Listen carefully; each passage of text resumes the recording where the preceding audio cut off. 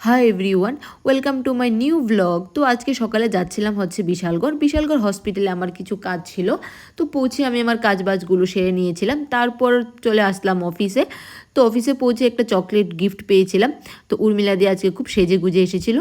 আর এখানে পল্লবীর মনটা ছিল ভীষণই খারাপ। তারপর হঠাৎ করে শুনতে পারলাম যে আমাদের একজন দাদা সবাইকে লাড্ডু খাওয়াচ্ছে।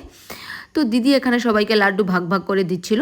তো আমি আমার লাড্ডুটা প্রথমেই নিয়ে চলে আসলাম। তো লাড্ডু ফাড্ডু খেয়ে অফিসের কাজ বাজ শেষ করে বেরিয়ে পড়লাম। তারপর চলে আসলাম একটু স্মার্ট বাজার, কারণ এখান থেকে আমার কিছু জিনিস নেওয়ার ছিল। তো জিনিস কেনাকাটা করে বিল টিল করে বেরিয়ে পড়লাম। তো চলে আসলাম এখানে কিছু খাওয়ার জন্য। তো এসেই প্রথমে নিয়ে নিয়েছিলাম চিকেন ভর্তা আর রুটি। এখানকার চিকেন ভর্তা আর রুটিটা আমার খুবই পছন্দের খাবার। তারপর আমি এখানে দাঁড়িয়ে ভালো মতো চিকেন ভর্তা রুটিটা খাচ্ছিলাম। হঠাৎ করে নেমে গেল প্রচণ্ড জোরে বৃষ্টি। তো কি আর করব, কিছুক্ষণ দাঁড়িয়েছিলাম। তো বৃষ্টি কমলো, তারপর চলে আসলাম বাড়িতে।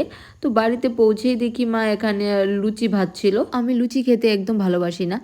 তো যেহেতু আজকে লুচি আর ঘুগনি হয়েছে, তো কি আর করব, ফ্রেশ ট্রেশ হয়ে লুচি ঘুগনি দিয়ে ডিনারটা কমপ্লিট করে নিলাম। সো টাটা, গুড নাইট, দেখা হচ্ছে নেক্সট ব্লগে।